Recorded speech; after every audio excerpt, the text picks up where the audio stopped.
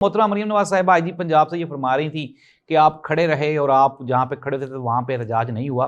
अब हम आ जाते हैं इंटरनेशनल मीडिया पे। अल जज़ीरा ने पूरा एक पैकेज चलाया 5 अगस्त पे, जहाँ पे अल जज़ीरा का जो रिपोर्टर था वो मजमे के अंदर खड़ा हुआ था और पीछे लाखों की तादाद में वो लोग खड़े हुए थे।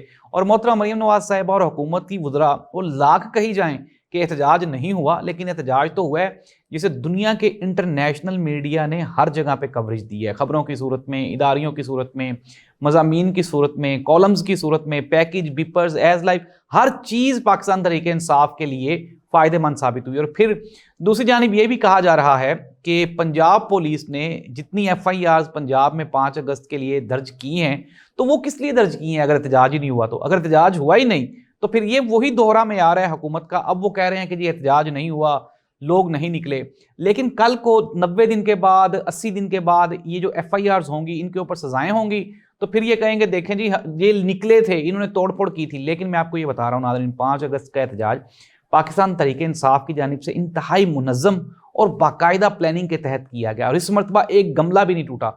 वो लोग जो ये कहते हैं कि पाकिस्तान तहरीक इंसाफ ने 9 मई किया, उनके लिए ये शर्मिंदगी का एक बायस है कि 5 अगस्त के एहतजाज में एक गमला भी नहीं टूटा। अब मैं सुन रहा था जी, कुछ लोग ये फरमा रहे थे कि 14 अगस्त को भी PTI गंद डाल सकती है। यार, गंद तो इस मुल्क में PTI के मुखालफीन ने डाला हुआ है।